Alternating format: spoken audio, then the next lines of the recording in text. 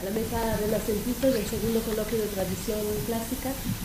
Tenemos la palabra a Jorge Enrique Popoca López, que viene de la Universidad Nacional Autónoma de México y presenta el trabajo El licofrón latino de Escalígero. Bienvenido. Buenos días, gracias a todos por participar.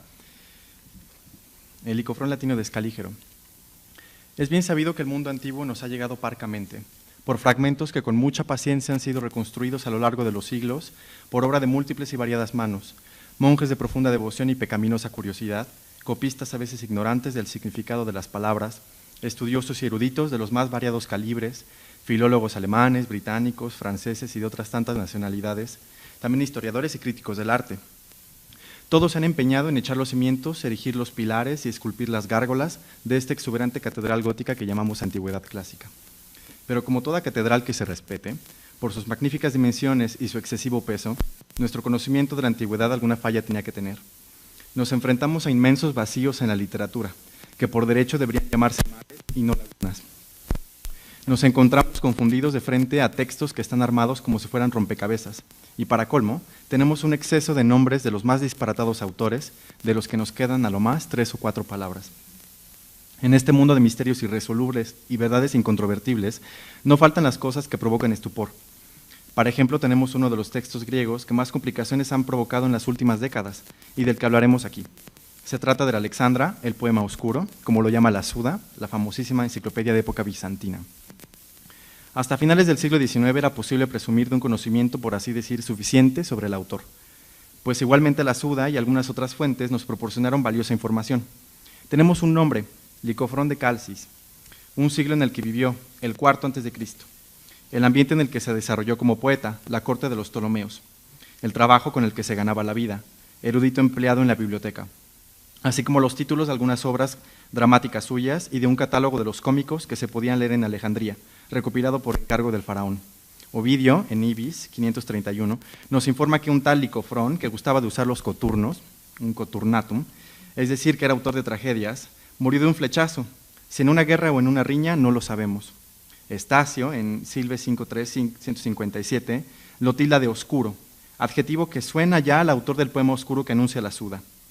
Sin embargo, por siglos, la oscuridad del poema no se le contagió al autor, hasta que, como ya decía, en el siglo XIX y a lo largo del XX, la filología comenzó a dudar acerbamente sobre la veracidad de los datos ofrecidos por la tradición, contrastados con el resultado de un atento estudio del poema.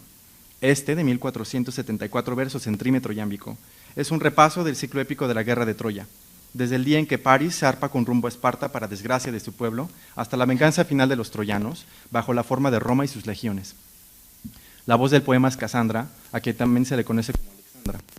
A manera de profecía, la mujer narra el destino de los héroes, tanto aqueos como troyanos, que habrían de ir a parar a los más diversos lugares del Mediterráneo, como fundadores de colonias desde el Ponto Euxino hasta las columnas de Hércules. Hay, sin embargo, un especial y muy extraño interés por las cosas de Italia, por los pueblos griegos allí asentados y sus cultos religiosos.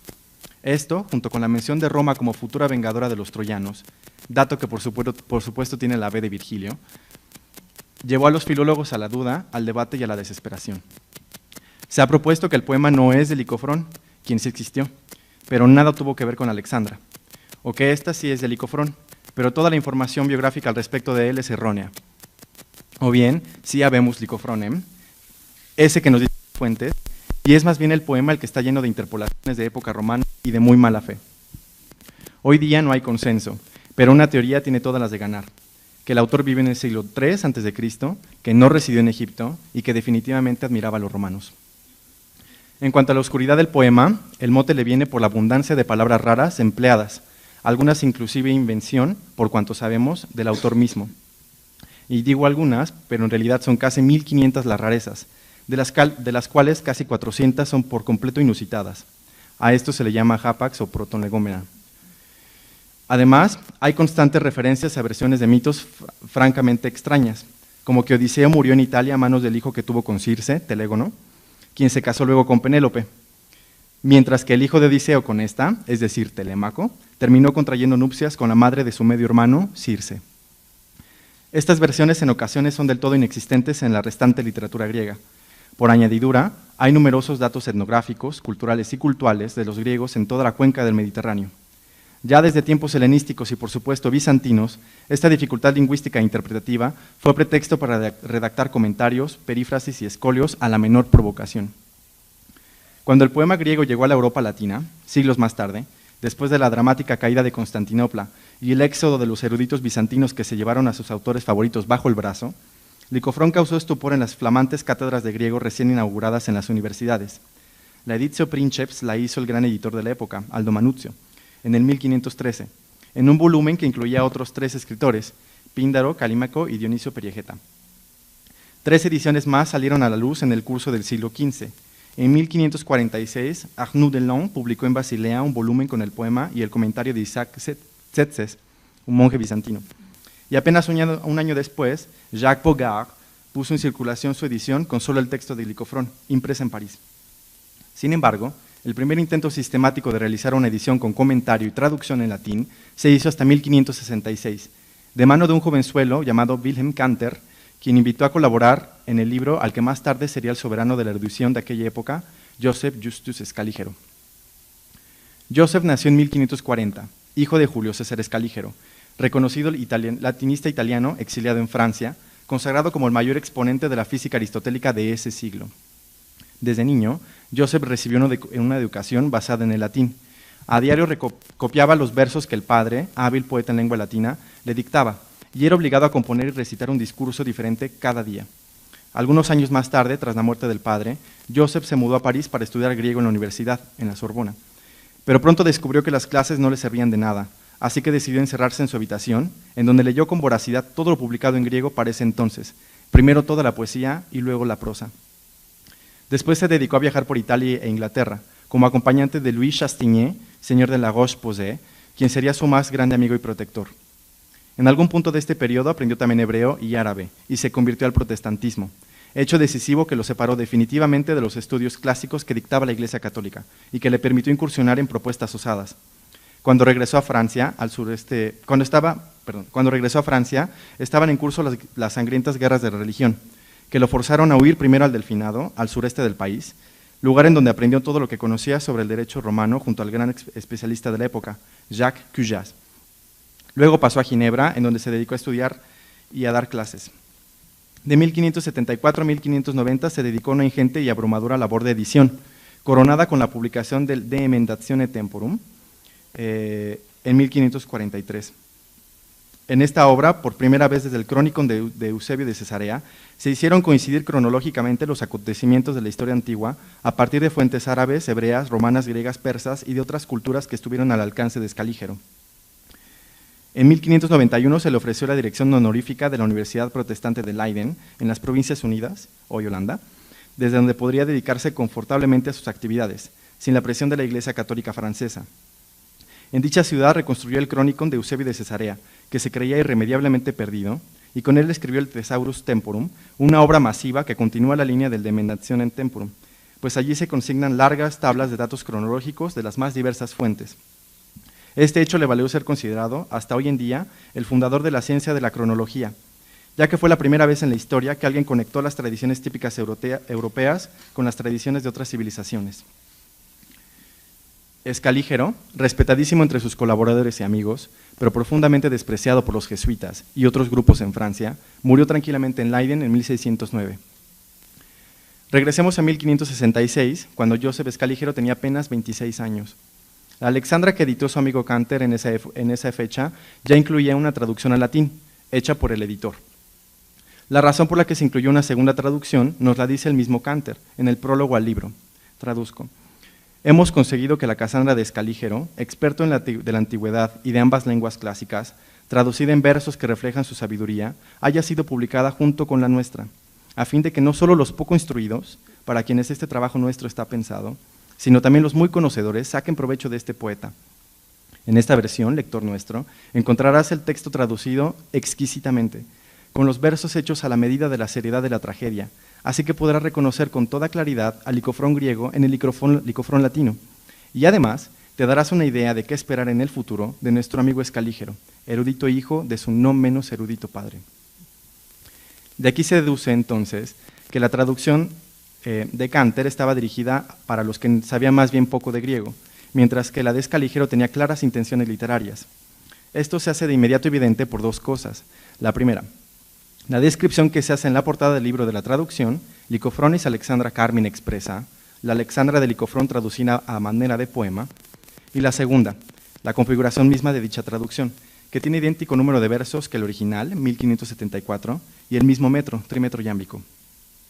Además de todo esto, para imitar de alguna forma la dificultad lingüística de Licofrón, Escalígero se empeñó en encontrar términos raros en latín que formaran equivalencias con los hapax y proton legómena del griego. Los tomó de las más diversas fuentes, por ejemplo, el libro de Catón, el de Agricultura, poetas de diversas épocas como Enio, Ovidio y Juvenal, autores cristianísimos como lo es Tertuliano, paganos tardíos como Ausonio y Apuleyo, pero también una buena parte de las palabras está tomada de dos fuentes específicas. Varrón, autor del que Escalígero hizo un comentario de grandes proporciones titulado Coniectanea, precisamente en el 1564, fecha por la que comenzó la traducción de Licofrón, y el diccionario de Festo, y el resumen que de él realizó Pablo el Diácono en el siglo VIII. Texto que le gustó a tal grado que era su propia edición unos 10 años más tarde, durante su estancia en Ginebra. Se trata generalmente de términos técnicos, poéticos o arcaicos. Los tomados de Festo son un total de 21, de los que doy los siguientes ejemplos. En griego, smiringai, el cabello, queda traducido por kapronae, palabra que solo aparece en Festo, y que significa el fleco. Y también, en Festo es una cita de Lucilio. Otro ejemplo, necrotagu, en genitivo, y en la traducción en latina parici o paci, también en genitivo, que es un curioso caso de confusión originada por la caída de unas letras del diccionario. En el diccionario dice parici y di, completado por los filólogos, questores appellabuntur, qui solevant creari causa capitalem querendarum. O sea, se solían nombrar questores parricidas cuando se trataba de juicios por asesinato de ciudadanos, crimen que merece la pena capital. La ausencia de las letras di en el diccionario, en la edición que leyó Escalígero, provocó que creyera que el nombre de estos questores eran parici, como se observa en su versión, parici o paci. En realidad, este pasaje habla de Minos, en calidad de juez de los infiernos. También hay un grupo formado por 33 palabras que son de baja frecuencia en autores latinos, de los que menciono los siguientes casos. En un pasaje que se habla de Mírtilo, auriga mitológico que ayudó a Pélope a vencer en una carrera a Enómano, padre de Hipodamía, de quien aquel estaba enamorado. Mírtilo fue condenado a morir en las aguas del mar Mirteo, llamado así en su honor. El verbo griego dice, se hundió en la tumba de Nereo, la que lleva su nombre. Nereo, divinidad marina griega, aquí está por metonimia como mar. En latín, que dice cognomini est sepultus Salacia, fue sepultado en Salacia, que lleva su nombre. Salacia es la esposa de Neptuno, según la tradición latina. Aquí me gustaría notar que Salacia obviamente no está en el griego, está en Nereo, y esto es una traducción cultural. Está traduciendo divinidades de la tradición griega por la tradición latina. Si bien este par de términos en cuestión son suficientemente claros, Escalígero decidió dar un paso más allá con la traducción cultural del nombre de la divinidad. El segundo ejemplo es un par en griego adorpa, traducido por impransos. El primer término es un adverbio que significa sin comida y se usa en Plauto, solo está aquí en Licofrón, y ahora sí, impransos, que es un adjetivo, está tomado de Plauto. De este par se puede decir que aunque generalmente se traduce palabra por palabra, no es necesario que estas palabras pertenezcan a la misma categoría gramatical, porque aquí tenemos un adverbio traducido por un adjetivo. En otro ejemplo, por ejemplo, sincatiferes, traducido por fornicatum. En latín significa arqueado, es término técnico de Vitruvio, y en griego significa techado simplemente, pero también es un hapax, solo se encuentra aquí en Licofrón. Estos términos en Alexandra latina son prueba de un par de cosas. Primero, que Escalígero efectivamente leyó los textos que dijo haber leído, porque tiene una autobiografía. Segundo, que tenía muy en claro que Licofrón se sirvió de una amplia tradición que va desde Homero, pasa por los dialectos griegos y bebe ampliamente de los trágicos, y que para la traducción Escalígero se sirvió de una no menos amplia tradición, que va desde la poesía latina arcaica hasta la apologética de época imperial y más allá. Esto ya es una clara señal de un plan traductológico muy bien pensado. Allí donde Licofrón excava una palabra preciosa en autores antiguos, Escalígero cava entre los autores latinos para encontrar una joya que reluzca tanto como el original. Sin embargo, no todas las palabras extrañas están tomadas de alguna fuente, tal como en Licofrón. Hay un nutrido grupo que está formado por invenciones del propio Escalígero, a manera de calcos del término griego que traducen. Doy nada más 2 ejemplos de este caso. En griego es kirulkon, formado por kir o ker, que es la muerte, y elko, arrastrar o jalar. En latín queda traducido por fati traam, formado por fatum, que es traducción de ker, y por trao, que es traducción de elko. Los términos que calca Escalígero son todos de este tipo, compuestos que de alguna manera también pueden formarse en la lengua latina, aunque no sean propios de ella. Un segundo ejemplo es un híbrido entre el grupo mencionado anteriormente y el de las invenciones. El griego es daidaleutria, derivado de daidalo, que significa trabajar con habilidad, y está relacionado con la escultura o la pintura. En este pasaje se habla de las hijas del rey Anio de Delos, capaces de crear vino, semillas de trigo y aceitunas a voluntad. La palabra aquí quiere decir simplemente creadora. En latín, a su vez, se dice pilupna, que en realidad encontramos como Pilupnus, nombre de una divinidad. Es mencionado en Virgilio, en la Eneida, sin embargo hay que ir al comentario de Servio para entender lo que aquí quiere decir. En Servio dice, Pilumno descubrió que el trigo se puede moler, por ello los molineros le rinden honores de divinidad. El mortero, que se dice Pilum, toma su nombre de él. Escalígero transformó un nombre propio, el de una divinidad, en un sustantivo que retoma de su origen el sentido de creador de harina, y para continuar con esta creatividad, es en femenino, algo completamente inusitado. Estos 2 ejemplos nos sirven para probar otro par de cosas. Primero, que Escalígero conocía a tal punto el latín que podía comenzar a jugar con sus procedimientos morfológicos para formar palabras, conocidos por ser bastante rígidos. Y segundo, de nuevo en el plano traductológico, que ahí en donde el Licofrón se animó a innovar con la formación de palabras nuevas, Escalígero se atrevió a introducir palabras latinas que respondieran al espíritu del griego a manera de espejo. Podemos concluir sobre la traducción latina lo siguiente, que Escalígero tenía como objetivo componer un poema que rivalizara con el griego en cuanto a oscuridad y dificultad en la lectura, a partir de los mismos elementos que Licofrón usó en su favor para conseguirlo. 1. La creación de léxico específico y expresivo. 2. El uso de palabras de baja frecuencia en la literatura griega o en lo que nos resta de ella, de modo que resultara una novedad de su aparición.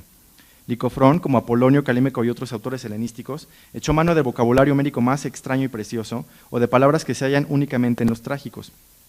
La traducción pisa el mismo terreno, pues en ella existe léxico inusitado en latín, a manera de calcos del griego, así como también palabras de raro uso. Este esfuerzo por responder a una rareza por otra hace pensar que la traducción debe ser un equivalente del original en contenido y en estructura, que ha de respetar sus oscuridades y sus juegos en la medida en que a la lengua, no ya al traductor, le sea posible lograrlo. Esta proeza traductológica, que tuvo y tendrá más tarde otros ejemplos, es por supuesto un producto de la erudición no solo de Escalígero o de los otros sabios humanistas que se aventuraron a traducir del griego al latín o viceversa, sino de todo un periodo histórico en el que la preocupación fundamental era una comprensión cabal del texto y la tradición, no ya de las lenguas clásicas, que para los hombres de la época no eran, como para nosotros, lenguas muertas. Me parece que tienen un handout por ahí, si lo tienen.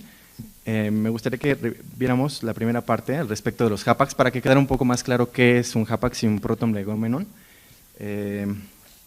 Y alguna vez leyendo me encontré con este poema de un mexicano, Abigail Bojorquez, que dice: primera ceremonia, primaverizo yaces, deleital y ternúrico, y nadie es como tú, cervatillo matutinal, silvestrecido y leve, etc. Primaverizo, pues sabemos que en español no es una palabra que exista, por lo menos no registrada. Ternúrico, tampoco. Matutinal, pues tampoco. Y silvestrecido, menos. Lo que aquí pasó es, cuando un poeta intenta jugar con la creación del léxico, hay un público muy específico, ¿no? No es un poema para cualquier persona que lo lea por la calle. Es algo exquisito, culto, literatura muy elevada, porque está jugando con el lenguaje. Licofrón hizo exactamente lo mismo, en griego, vaya, no es español. Formó palabras, creó 400 términos, que luego aparecieron en otros poemas, pero los inventó él. Y además hay otras 1500 palabras raras que sacó de Homero, de los trágicos, etc. Me parece muy curioso que en español tengamos este tipo de literatura también, que me parece Pero bueno, esto es como una curiosidad nada más, el español. Y aquí tenemos un ejemplo de un fragmento que me gustó del poema, cómo tradujo. Si ven, está en el mismo metro, mismo número de versos, respeta más o menos las estructuras como de participios, cómo se van formando los versos, los mismos elementos en un solo verso que en el griego. De aquí, por ejemplo, en el griego quería comentar solamente que las siguientes palabras son hapax. Autodaitos en el segundo verso, likenomorphon en el tercero, creanomon, también es hapax más abajo, halkorigisi, ese también es un hapax. Más abajo, fitin, es otro hapax. Trilixas, y más abajo, de Pastreon, otro, y Pamistor, otro. Tenemos, ¿cuántos son? 1, 2, 3, 4, 5, 6 palabras en 11 versos. Esto es ejemplo simplemente de cómo está conformado el poema de 1474 versos. Es decir, si son 1500 palabras raras, pues hay por lo menos una palabra rara en cada verso, y si son 400 las inventadas, pues habrá una cada 3, más o menos, ¿no? Y sí, aquí lo vemos. Y bueno, esto es todo, muchas gracias.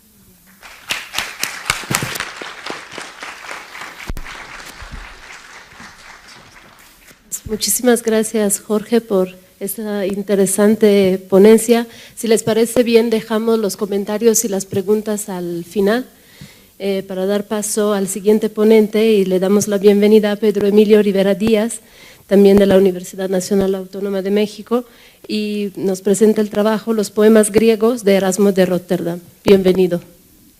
Hola, buenos días, gracias. Para que se vea en la presentación que se necesita hacer, ¿sí? Gracias.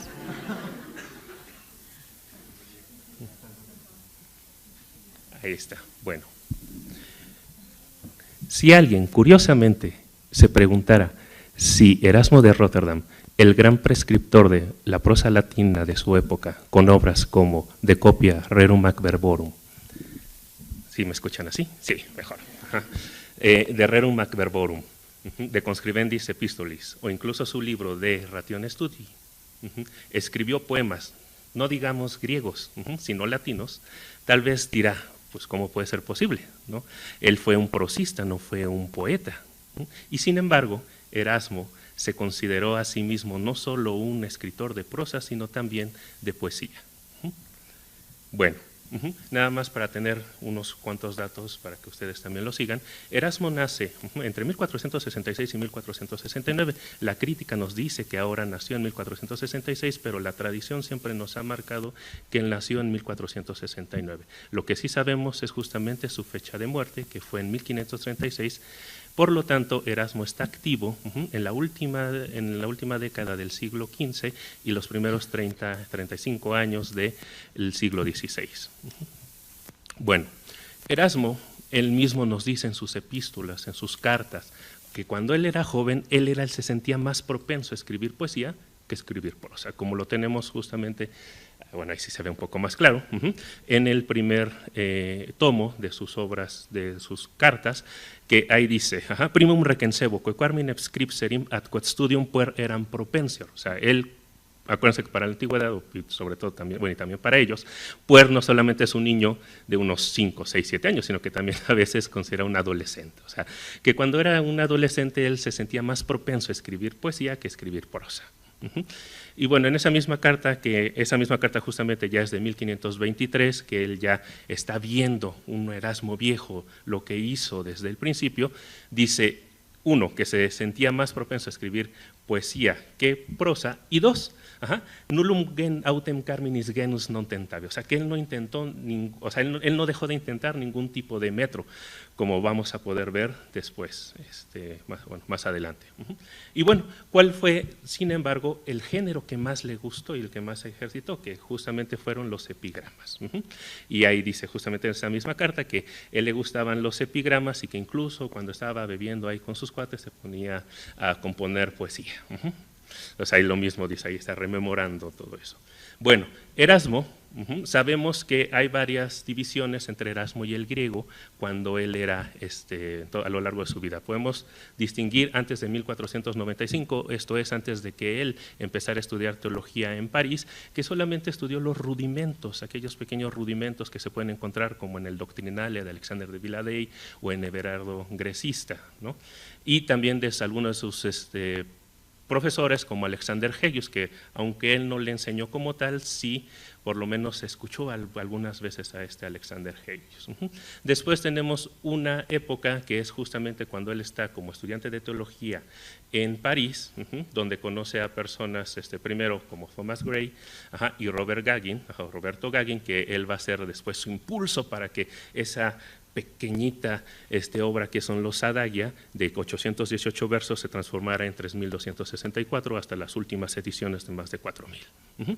Y después, en 1499, cuando él viaja a Inglaterra, conoce a personas como William Grocyn y como Thomas Laniker, los cuales que tuvieron contacto directo con el griego de los bizantinos emigrados, le ayudan a decir, bueno, pues yo necesito estudiar griego. Y sobre todo porque él en ese mismo año dice, yo voy a estudiar griego, pero no voy a estudiar griego para nada más saber Homero, saber Luciano, saber Eurípides, sino también para poder llegar al más profundo de los conocimientos, que son los testamentos escritos en griego, porque de ahí destila, él dice con su grito ad fontes, ahí destila la sabiduría.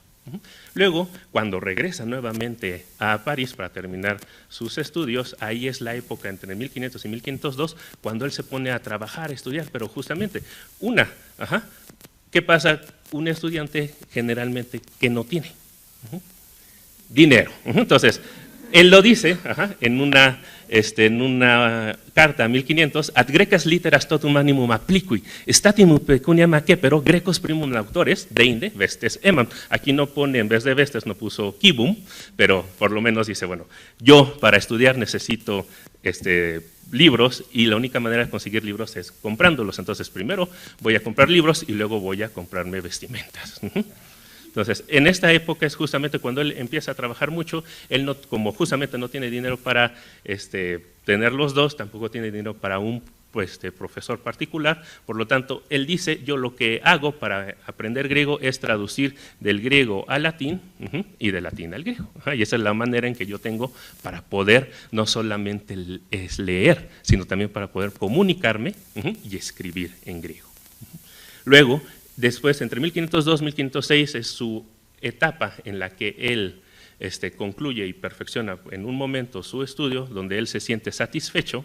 Ahí está en 1502, en una carta, dice, Grecis literesim totus, nequeum mino operam luci eo enim profeciut mediocriter quevelim greque scriberequem et quidem extempore. O sea, que llega por lo menos a que pueda escribir algunas cosas y también justamente extempore, que es lo importante, o sea, extempore en el momento. Y después, ya en 1506, es cuando él viaja a Italia con Manuzio, y ahí es donde se empapa todavía más con estos griegos bizantinos, que una de las cosas que Erasmo había propuesto justamente para Manuzio es, sí, yo te ayudo, pero necesito que los editores griegos bizantinos que están ahí revisando también hablen en griego para que yo los capte, para que yo les entienda. Y bueno, justamente en ese periodo, entre 1502 y 1506, es cuando vemos que Erasmo empieza como traductor de los textos clásicos. Su primera, o una de sus primeras obras, es el Eurípides. Él tradujo Hécuba y Ifigenia en Táuride. Luciano, que fueron tan populares que incluso todavía en el siglo XIX se seguían publicando sus traducciones, Libanio, el gran orador, y ya más adelante, ya cuando perfecciona su griego, su conocimiento, y dice, bueno, ya puedo meterme a al texto bíblico es cuando ya en la última época traduce autores como Crisóstomo, como Atanasio, como Orígenes, que fue uno de los últimos libros que publicó en vida. Bueno, entonces, tenemos un Erasmo que conoce a sus autores, que trata de esforzarse con sus autores griegos, con su estudio del griego, y vamos ahora a lo que es el tema, es el objetivo de esta ponencia.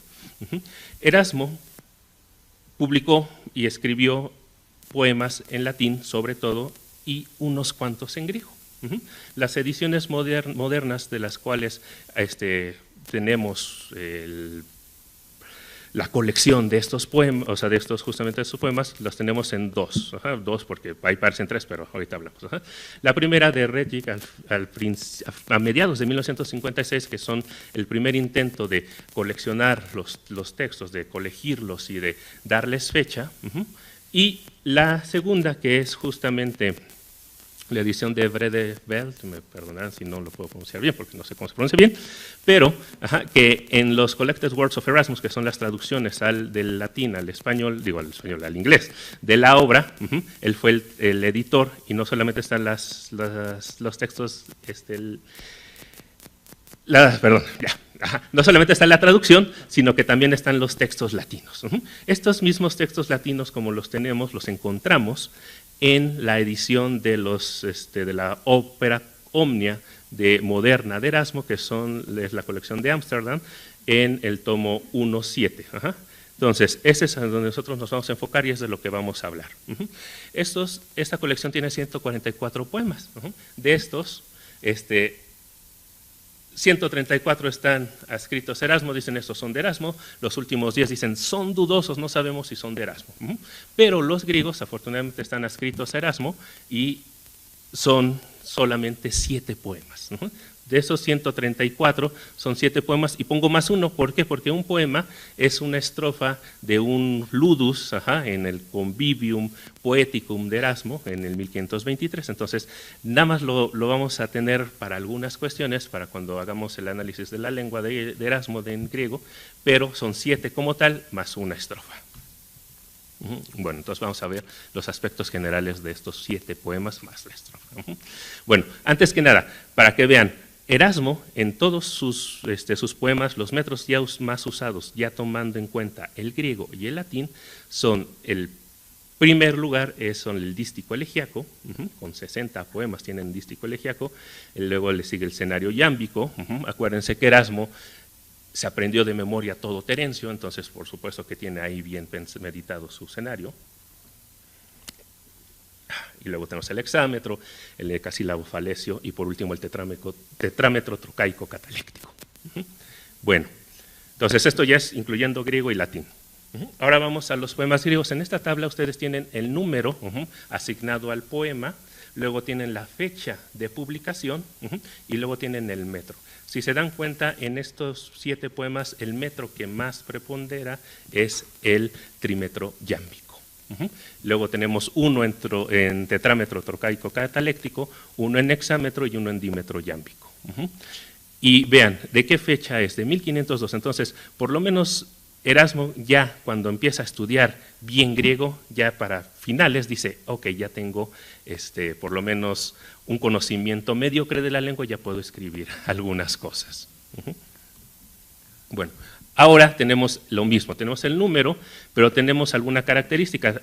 Están en verde todos aquellos poemas que tienen un correspondiente en latín. Y si se dan cuenta, todos aquellos poemas que fueron dedicados a un personaje de su época, como a su amigo Jacob Bad, o a Felipe el Hermoso, o a Froben, a Johann Froben, todos tienen un correspondiente latino. Entonces, con excepción, ya son los que tienen correspondiente latino, y los que no tienen correspondiente latino son 2. Uno que es un trímetro iámbico a una virgen de Wallenbach, y un poema que está al frontispicio de una edición de Aristóteles, de la cual veremos un poco más adelante. Entonces aquí meto trímetro iámbico, porque no lo pongo con el escenario iámbico, pero sabemos que está relacionado de alguna manera. Entonces, los metros más usados de Erasmo tienen su correspondiente con los metros usados en el griego. Luego, entonces, aquí tienen una tabla de cuántos versos ocupan estos poemas, son 58 versos, y vean la preponderancia, o sea, vean qué tanto tenemos de trímetro yámbico que está marcado en azul, y vean cuánto el verdecito es el dímetro yámbico, que nada más está en un poema, y es un poema de 2 versos. Y bueno, a Erasmo, ahora vamos con la cuestión de los pies. Erasmo en general mide bien, escribe bien, entonces no tiene problemas para que dicen, porque esto es una larga con una breve y una breve por una larga. Sobre todo en los jambos lo que le encanta reemplazar es el jambo por el espondeo, luego el anapesto. Y en el tetrámetro trocaico también lo mismo, el troqueo por el espondeo. De todos los versos, todos los 58 versos que tiene Erasmo, solo 3 no tienen cesura, o sea que también conserva su cesura, así como está establecido en las reglas. ¿Cuál es el problema? Estamos en el poema 74, que fue dedicado a Johann Froben, que dice la prescriptiva de los, para escribir poemas del tetrámetro cocaico. El segundo pie no se toca, ese siempre tiene que ser breve. Pero ¿qué es lo que pasa? Si ustedes se puede ver o si no se ve bien, después de frinite, tenemos esa taf epsilon, que debería ser breve, pero como le sigue una zita, entonces es larga. Entonces, mide bien, con excepción de eso, que ahí no sabemos si, bueno, es porque se le fue y dijo, ¿ya qué hago? Bueno, ya pongo ahí la larga, o porque dice, seguramente me puedo dar esos lujos, puedo yo reemplazar porque también eso se vale, según no sabemos porque no he podido encontrar qué es lo que pensó, puso esa larga cuando debería ser breve. Bueno, ahora, entonces, el poema a Felipe el Hermoso, ese es punto y aparte. ¿Por qué? Porque es un poema, es un centón homérico, o sea, lo que hizo Erasmo fue tomar versos, partes, verso y medio, que Ausonio estaría, se revolcaría en su tumba, de autores latinos, de Ausonio, de Homero, de la Odisea y de la Ilíada, y los compuso en 6 versos en hexámetro. Entonces nosotros no vamos a contar para este análisis que son de las palabras, porque justamente no es tanto un ejercicio de composición, de creación, sino más bien de otro tipo de composición. Entonces, de esos poemas, tiene 316 palabras, de los cuales vemos que lo que tiene, sobre todo, de lo que más utiliza es el presente, o sea, de todos los tiempos, de todos los verbos que utiliza, ya sea verbos conjugados o formas nominales, hay 44 en presente, y vean, solo uno en futuro, uno en perfecto, y nada de pluscuamperfecto. Entonces, tenemos una gramática no tan complicada en los versos de Erasmo. Pero, y vean, las conjunciones también nos dicen lo mismo. Tenemos 23 coordinadas y solamente 2 subordinadas. Entonces, también lo que tenemos en los poemas es una gran coordinación y no hay subordinación. Ni siquiera, vean, dense cuenta, hay un optativo, pero no hay nada de subjuntivo. O sea, lo único que hace Erasmo es hablar sobre el tema, pero sin tratar de hacer esos circunlocuciones por las cuales es muy conocido en la prosa, en su prosa latina.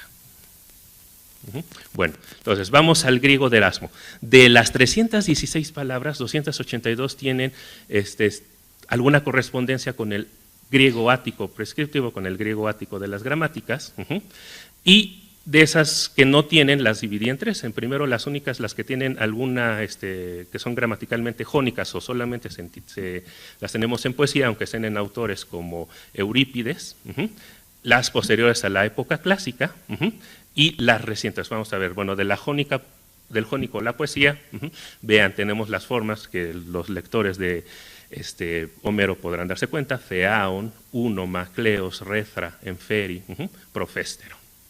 De las posteriores, o sea, son después justamente de ese griego de Aristóteles, tenemos Theotokos, que esa solamente la tenemos ya en el griego cristiano, Ginekiu, que la tenemos también ya para siglo III, siglo IV, Noos, que es el genitivo que tenemos ya después, por ejemplo, en el Nuevo Testamento, y cosas por el estilo como logémboros, ¿no? Que logémboros los tenemos ya también en las diccionarios de los escritores bizantinos. Y por último tenemos las recientes, esto es aquellas que él tuvo que acuñar.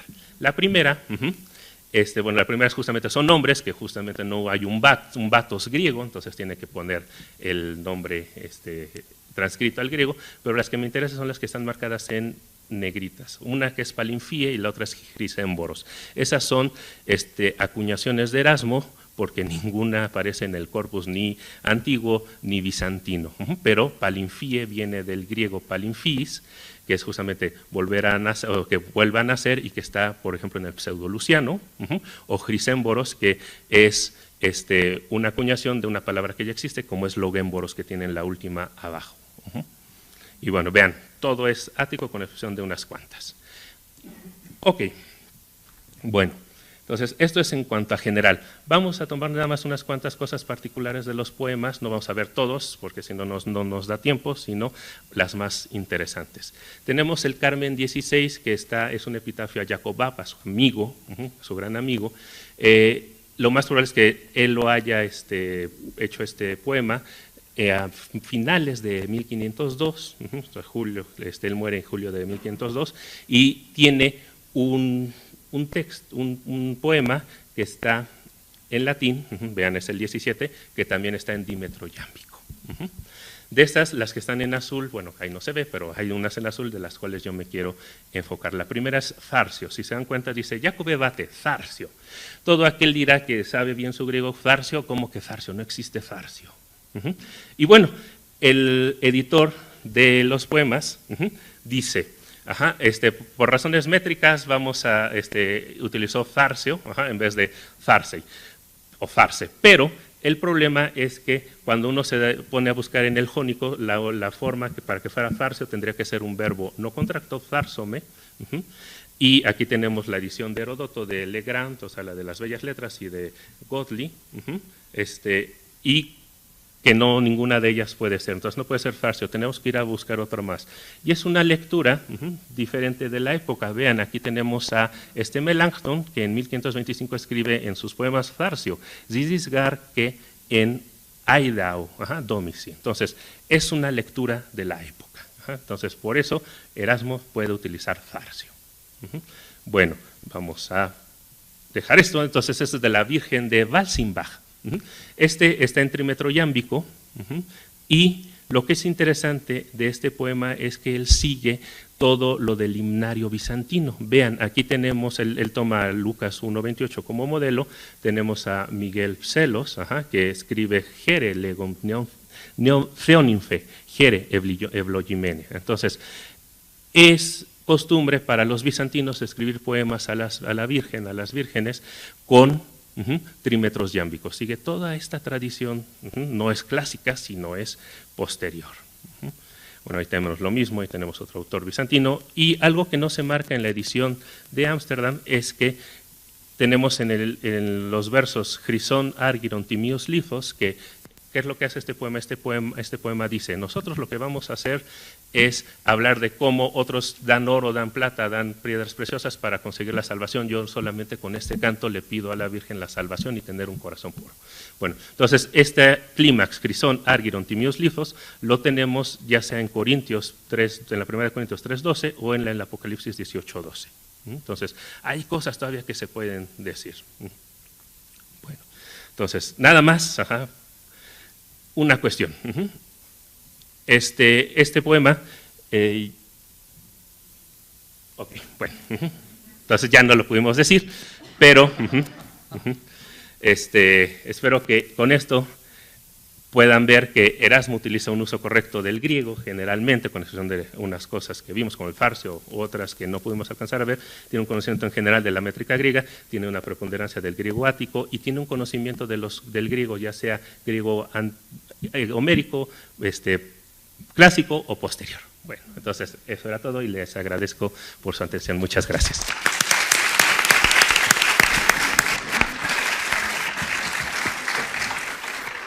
Muchísimas gracias, Pedro, por esta interesantísima ponencia. Lo siento, los tiempos están bastante apretados, como han podido venir viendo desde el lunes, así que pido a la chica que nos ayude en la logística que vaya pasando los papelitos, por favor, por si quieren apuntar preguntas o comentarios para que al final podamos tener un breve espacio.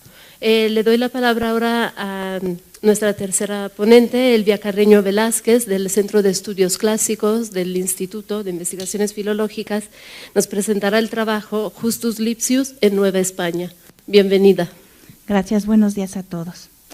En el año 1600, procedentes de Sevilla, llegaron al puerto de San Juan de Ulúa, dentro del cajón número 3, los libros titulados de Constantia, Variarum Lectionum Libre Quatuor, las obras de Tácito y Antiquetate Lectiones, todos ellos escritos por Justus Lipsius. Con base en el folio 153 del legajo 113 del ramo Inquisición del Archivo General de la Nación, dichos libros eran una petición realizada por Diego López Dávalos y Luis Ocharte, impresores y libreros de la Ciudad de México, y a juicio del inquisidor doctor Luciano de Negrón de Sevilla, no estaban prohibidos y podrían partir hacia las Indias, siendo esta la primera referencia sobre la llegada de las obras de Lipsius al Nuevo Mundo. Sin embargo, fue hasta 1613 cuando arribaron sus obras completas y otros escritos solicitados por el librero Rodrigo Lupercio para su venta a la Compañía de Jesús y a la Orden del Carmen.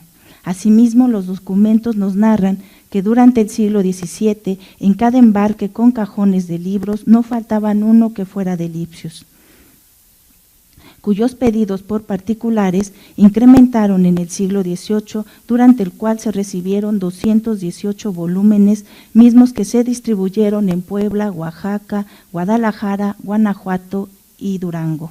Por otro lado, y a través de las marcas de propiedad, se sabe que Justus Lipsius fue leído por los jesuitas, dominicos, agustinos, franciscanos, carmelitas y mercedarios, al igual que por particulares como Antonio Álvarez de Abreu, José Fernando Ramírez, José María Couto y Bea y José de Luna.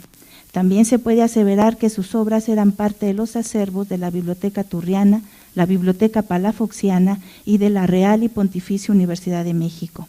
Este panorama vislumbra que en la Nueva España Lipsius no era ajeno, y mucho menos su pensamiento, pues el siglo XVII se sustentará en intelectuales que defendieron la ortodoxia de la Contrarreforma y que manejaron un enorme espectro de temas e ideas que se filtraron en la mente de los novohispanos.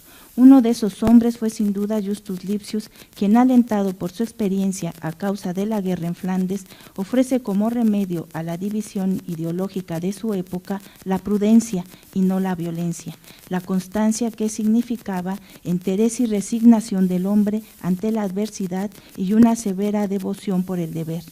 Lipsius se dedicó de lleno a la filología, trabajó con ardor en sus libros que circularon en Europa y América. Éticamente mantuvo una posición estoica derivada de sus estudios en las obras de Séneca, y en lo político siguió a Tácito, cuyas obras comentó, reconstruyó y fijó.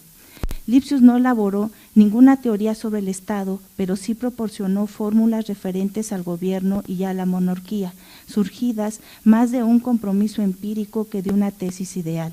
Según la doctrina de Séneca, recogida por Lipsius, la primera y principal virtud de todo político y ser humano debe ser la constancia, entendida como la firmeza y la serenidad del hombre sabio que le llevan a elevarse por encima de las situaciones adversas y a moderarse ante los acontecimientos favorables. El hombre virtuoso es aquel en el que domina la razón sobre los sentidos. Junto a esto, a mediados del siglo XVII en Europa, algunos pensadores como Lipsius propusieron la historia como respuesta a los males, porque en ella se encuentra la experiencia y el retrato de la vida humana. Gracias a esto y a los estudios de Lipsius surgió el tacitismo, en el cual el ejercicio del gobierno es considerado una ciencia fundada en la razón, cuya fuente es la historia y su actuar la constancia.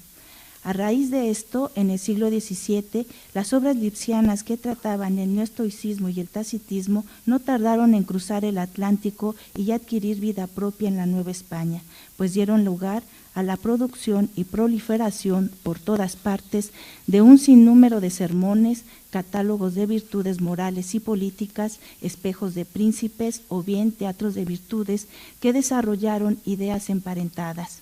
En este trabajo solo daremos algunos ejemplos de ellos. Así lo es la famosa comedia de Juan Ruiz de Alarcón, titulada Los pechos privilegiados o Nunca mucho costó poco. La historia expone cómo Rodrigo de Villagómez quiere casarse con Leonor, pero el rey Alfonso V de León no da su consentimiento, pues le dice que también está enamorado de ella, lo que da paso a una serie de acontecimientos en donde el conflicto principal reside en la lealtad y el honor que todo vasallo debe rendirle a su rey. El melodrama inicia cuando Alfonso solicita a Rodrigo su tercería en amores y éste se niega, razón por la cual, para alejarlo, Alfonso le ofrece mudarse a Galicia, pero al recibir de nuevo una negativa, le retira su amistad diciéndole: en esta costumbre que toco, es el más alto interés ser mi amigo, y si lo es, nunca mucho costó poco.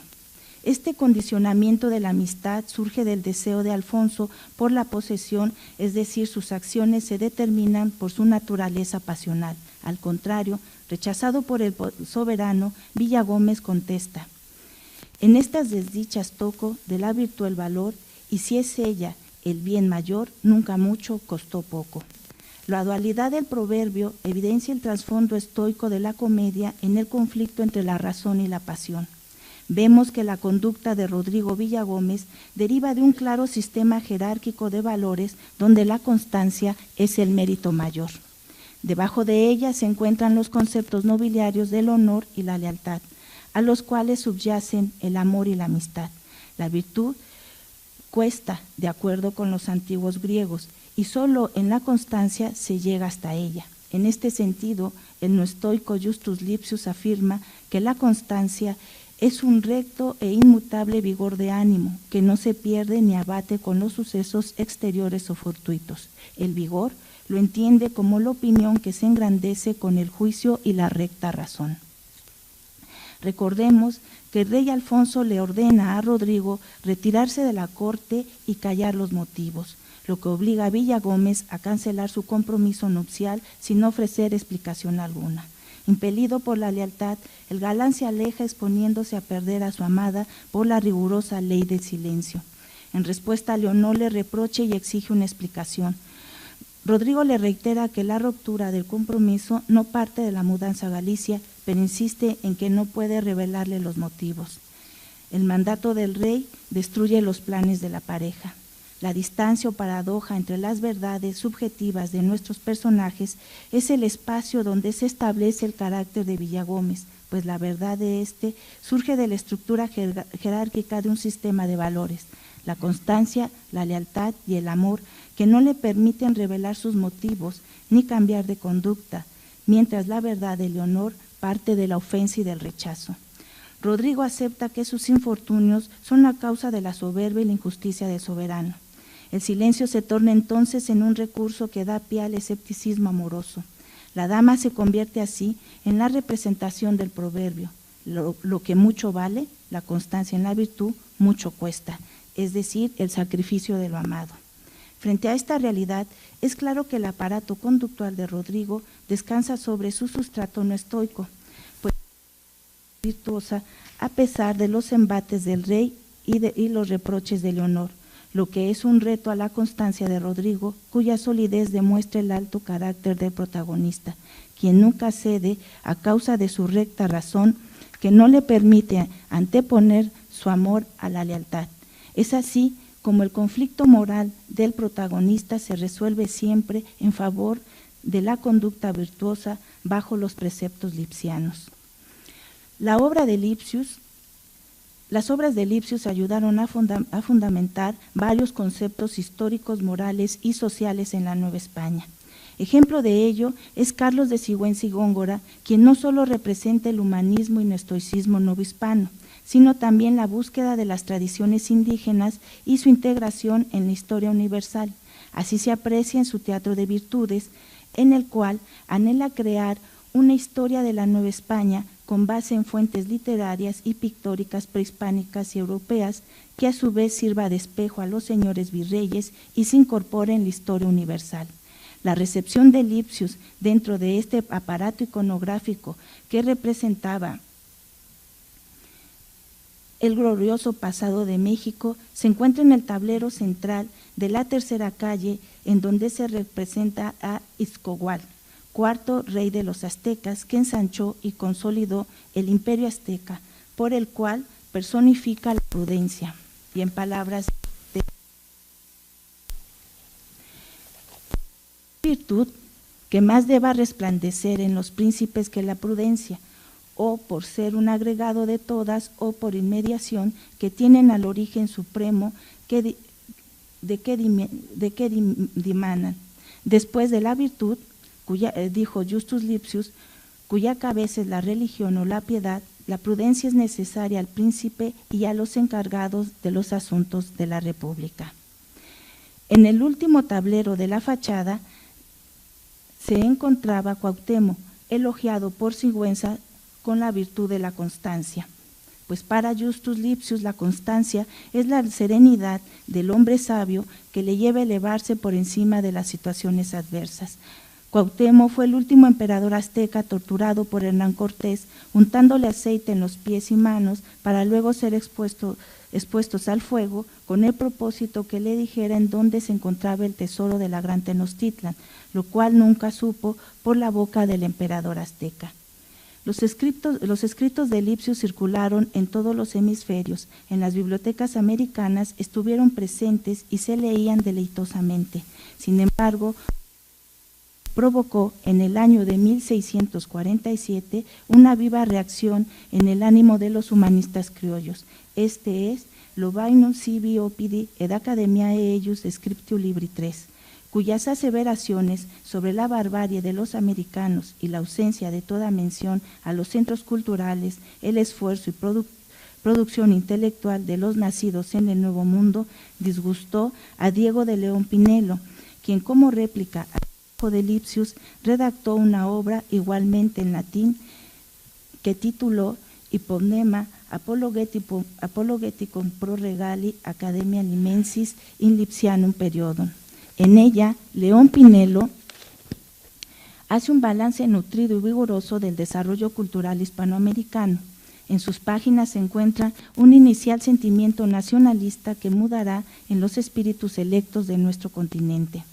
Con esta obra, Diego de León Pinelo se adelanta un siglo al mexicano José de Eguiar Yeyguren. No obstante, en la Nueva España será Carlos de Sigüenza y Góngora quien primero cita el Lobaino de Justus Lipsius,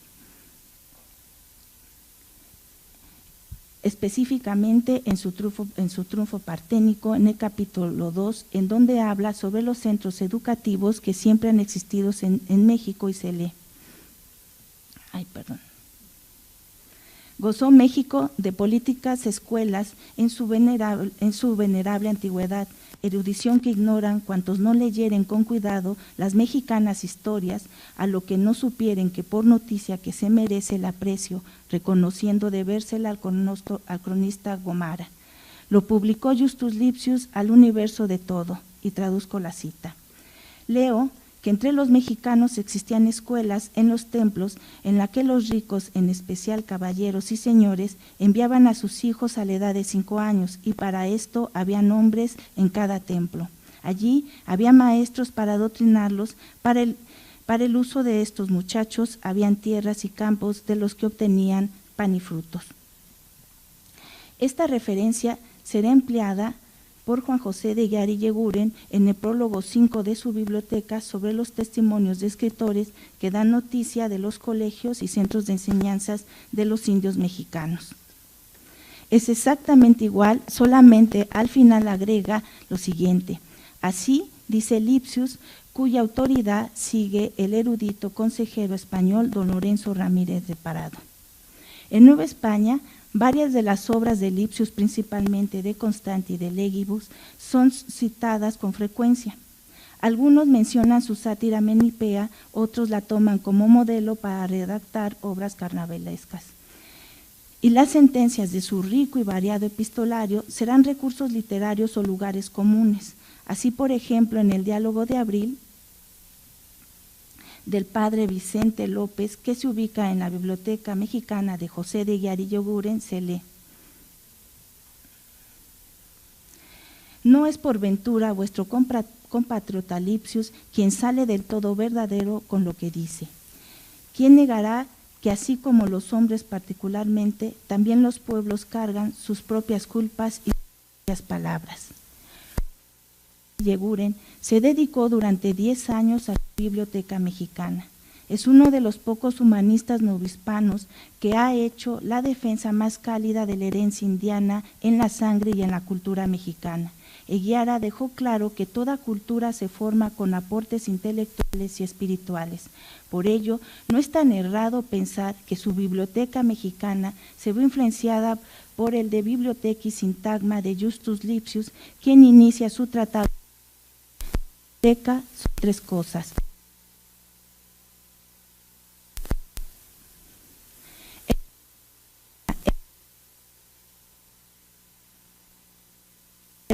Las bibliotecas, los intelectuales que nacieron o vivieron en el Nuevo Mundo. Pues si la historia es la memoria de la humanidad, plasmada en su pasado escrito, resguardado en las bibliotecas que Lipsius entender como la oficina del alma. La presencia también indirecta del tratado sobre las bibliotecas se vislumbra en el prólogo 9 de la Biblioteca Mexicana, en donde se habla acerca de las librerías y libros mexicanos. Después de describir los antiguos códices prehispánicos, Eguiara Yeguren comenta: si Lipsio hubiera tenido noticia de las antiguas bibliotecas mexicanas, las hubiera incluido en su tratado, pues también eran protegidas por sus emperadores y eran administradas por sacerdotes, así como lo describe al hablar de la de Alejandría. Son incontables las referencias a las obras y pensamientos de Justus Lipsius en la literatura novohispana, pero creo que con lo dicho queda claro su presencia, influencia e importancia, pues fue el puente entre su tiempo y autores clásicos como Tácito, Séneca, Vallejo Patérculo y Floro, entre otros. Varios de los hechos históricos y conceptos rescatados en los textos lipsianos se cristalizaron en la vida diaria y actuar de la cultura novohispana. Muchas gracias.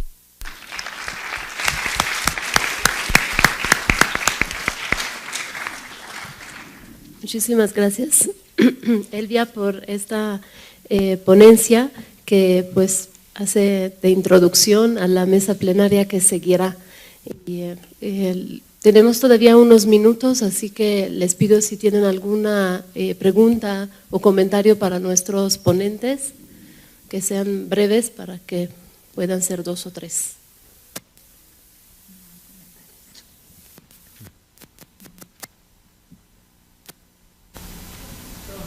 Una felicitación a los tres. Una pregunta a Pedro. La elección métrica en los metros que hace Jerónimo en sus poemas griegos, ¿podría tener alguna relación con los temas que se los está escribiendo? Sí. Y la segunda para Elvia, las referencias a Lipsius son del siglo 17, las que nos has dado, Eguiara Yeguren, no tenemos ni locos, ¿no? No hay más en el siglo XVIII. Bueno, entonces, sí, dejando a un lado el centón, el tetrámetro trocaico cataléctico lo utiliza cuando quiere indicar tristeza, gran tristeza. Su obra que se llama Ode de Senectutis Incomodis, está escrita también en ese mismo metro, el del poema de la Virgen, justamente como sigue toda esa tradición bizantina, y los otros que faltan, lo más probable es el metro donde tal vez se hubiera sentido más tranquilo para escribir, porque eres el que podía entender porque le había traducido Eurípides, entonces también como está ese metro en los trágicos, por eso yo creo que en los últimos 3 se sintió más tranquilo para escribir en trímetro yámbico. Gracias. Sí, hay muchísimas citas posteriores, incluso de lo que yo he encontrado es hasta el siglo XIX. La misma Sor Juana lo cita, Palafox, o sea, donde más encontré referencias a Justus Lipsius es en la literatura efímera, en poemas, en cabeza, y realmente para mí me sorprendió encontrar tantas referencias a las obras de Lipsius, específicamente su obra sobre la constancia.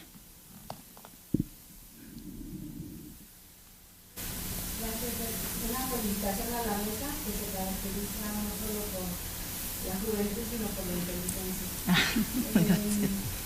Una pregunta, específicamente sobre la disposición que Lipsius muestra respecto de las bibliotecas en su biblioteca interna. ¿En qué bibliotecas de México has encontrado tú esa presencia de la obra?